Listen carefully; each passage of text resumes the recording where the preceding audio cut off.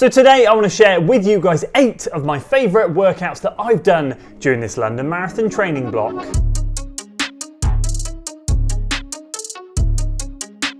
So I've nearly completed 18 weeks of my 20-week marathon training block. It's been a big one. It's had its ups, it's had its downs, but I can certainly say it's had its fair share of workouts, and that's what I want to do today. I've handpicked 8 from these last 18 weeks that I've completed to share with you guys. 5 of them are my midweek workouts where I've been running faster at the marathon pace, workouts where I'm trying to hit half marathon effort, 10k effort, maybe even push 5k effort. Those ones have been really good. And then I've got 3 long run workouts to share with you guys at the end, which I've also really enjoyed. So without further ado, let's jump in to the first one. And the first one came in week 8, and it is as follows: 6 minutes in and around 10k effort, and then a 4-minute effort, slightly faster, back to a 6-minute effort around that 10k sort of area, another 4-minute push, and then back to another 6 minutes around 10k. So we're working predominantly there at 10k effort and then trying to have 2 surges in the middle effectively where we're just pushing the pace slightly more.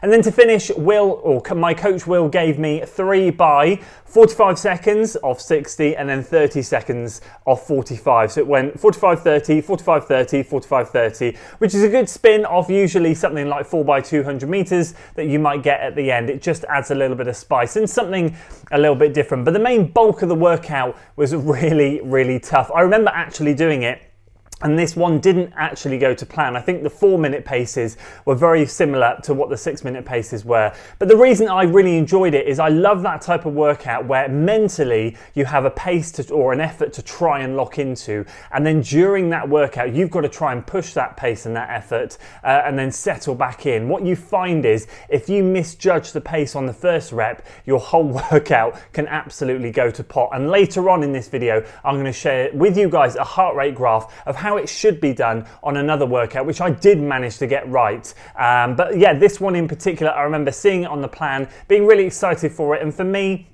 these type of workouts have such big benefits, not just physically, but mentally as well. If you can learn to know what that pace or effort is and then push and then be able to settle back in and then push and then settle back in, it's such a good skill to have. And the second one came in week 9, and it was 10 by 3 minutes on, 3 minutes off. So it was a 60-minute workout, and it was the first, as I said, of the bigger workouts to come. Now the idea behind this one was to work slightly faster and slightly slower at the marathon pace. And although once again I didn't quite hit my pace targets on it, it was the best that I had squeezed the paces together out of the 3 or 4 times now that I've done this workout. It is a really good one because it provides a challenge for me, something that I'm not used to doing, which is where you're trying to run reps much more controlled rather than it being sort of 10k effort or even half marathon effort. The goal was really to try and be 10 seconds either side of marathon pace, and needless to say I think I was more like 30 seconds, but in the past I've done it where I've really pushed the ons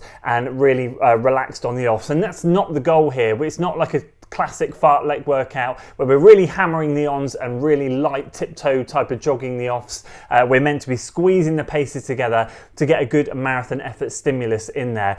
So yeah, I love it because it provides me with a challenge, and anything that provides me with a challenge is a good thing. And hopefully one day when I keep doing this workout, I might be able to finally squeeze the paces together to within 10 seconds of each other. And the third one I want to share came in week 14, and it started with an 8-minute tempo with 2 minutes easy jog recovery, and then after that I had 2 sets of 6 minutes and then I did 5 by 1 minute. So I went 6, 5 by 1, 6, 5 by 1. Now for me that was around a mile rep or just slightly over a mile, and then it was kind of like 370 meters ish. It was almost like a mile on and then 5 by 400, mile and 5 by 400. I know 60 seconds is not near a 400, but I was running the 400s in and around that time, around 72 seconds. So in my head I was trying to treat it like that, and it is just a brilliant workout. Again, I can't stress enough, straight through intervals are absolutely brilliant if you do stuff like sort of 6 by 3 minutes, 8 by 2 minutes, 15 by 1 minute, whatever it might be. They're fantastic. But any workouts where you can get some kind of cut down in or pace changes equally as beneficial, and in my mind slightly more beneficial, because what it gets you doing is it gets you practicing pace changes, practicing surging, mentally toughens you up because you know that when you go for that 6-minute rep, you've then got to go faster in the 5x1s, but then you can't slack off. You've got to get back to that pace or effort level in the 6-minute rep, and then you've got to go faster again in the 5x1 minutes. So that sort of thing for me is just like, in my training, it's bread and butter. I absolutely love it. And again, as soon as I saw that workout on my Final Surge app, I was absolutely buzzing and I couldn't wait to get on with it. And the fourth one comes more recently, only just last week, and that was 15 by a K off 90 seconds easy jog recovery.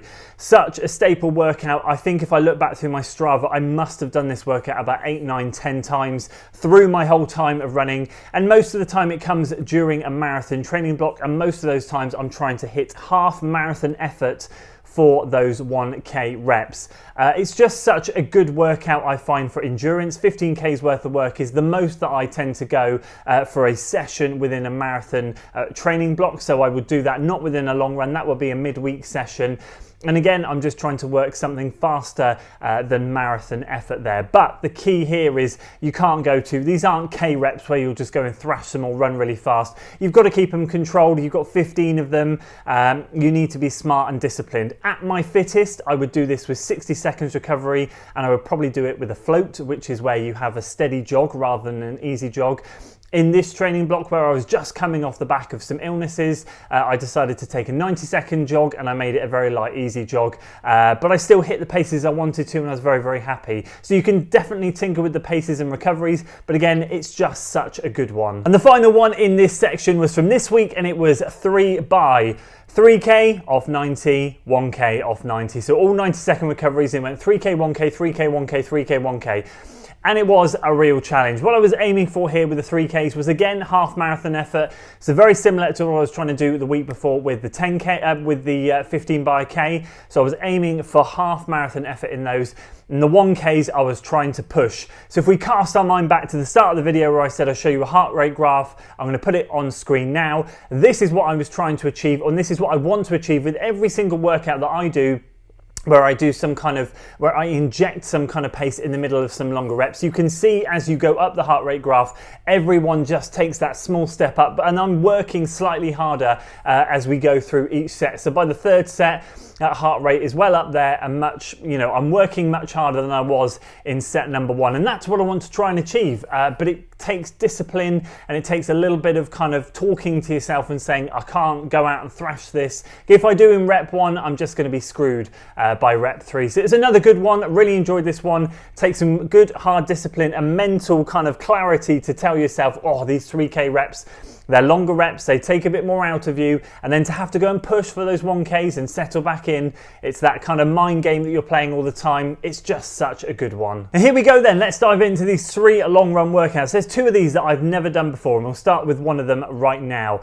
In week 13, I did 75 minutes moderate or steady, and then I kicked in to 60 minutes at marathon pace. So it was 2 hours at 15 minutes total. So I was about 7 weeks out from London at that point. And yeah, it was just a case of building up that fatigue with 75 minutes moderate. I took that out onto the undulating trails, got about 500-600 foot of elevation done in that first 75 minutes, dropped back down onto my concrete loop, and then I did 60 minutes at marathon effort. And oh boy, was that tough towards the end. I was holding on in the last 10 minutes. Pace was dropping a little bit. Effort was still there. But it was a really, really good one. Really challenging. I am a massive fan personally, and I give it to my athletes a lot, of giving them and myself a marathon effort work after a long stint of moderate work. This is something I picked up from Coach Will. I found it super beneficial. The moderate work doesn't tire you out massively, but it's enough to drain the tank a little bit so that when you do get to the marathon pace work,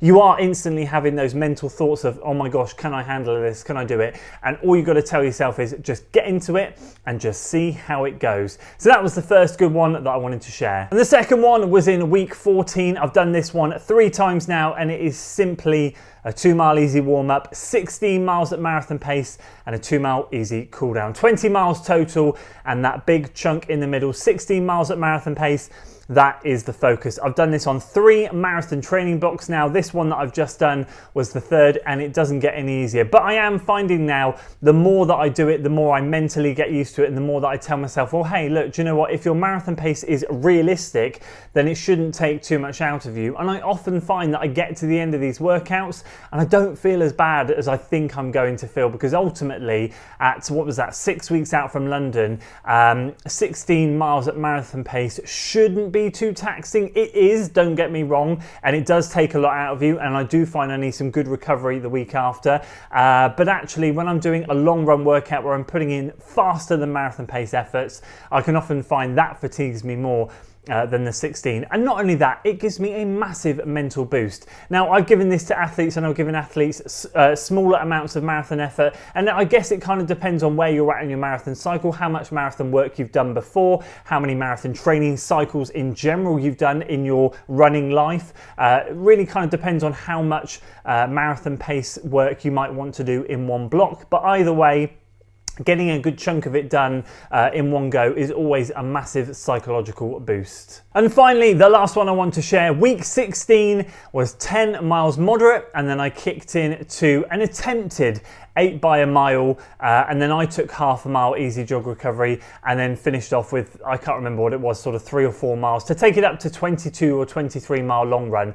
I actually only managed 7. The wind that day was absolutely savage, but I did get to a point where I was holding pace for all of those reps. I didn't let it drop, and I felt strong. But by the 7th one, I kind of knew that I was going to spin, go into the wind, and I was just going to feel absolutely battered. And then there's that chance that I wasn't going to finish the long run in general. So I just thought I would call it where it was, and it was really, really good. Now, I haven't actually done this structure before. I have in the past done mile on, mile off, and I've floated the mile offs, and that's an even longer and more generous recovery. This time I took half a mile, and again, I still feel that's quite a generous recovery. I should have, and in my fittest, probably have just taken 2 minutes, maybe 3 minutes. But overall, I've got to be honest with you, this was a really good one. And again, another big confidence boost. I was hitting some good paces on those mile reps, and once again, as you see, throwing a long chunk of moderate work on the front before we even get into any type of interval work is another way just to build that fatigue, not too much so that you can't do the workout, but enough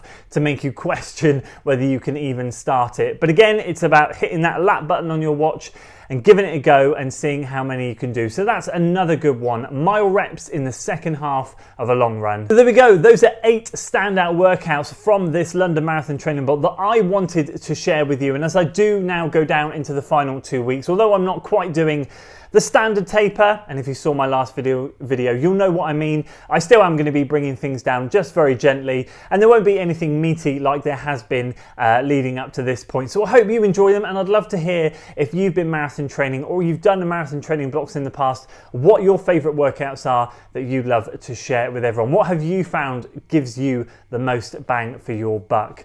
That's it from me today, guys. I hope you enjoyed the video. If you did, please do consider giving it a like, share it with your friends, and of course subscribe to the channel for weekly running content, and I'll see you on the next one.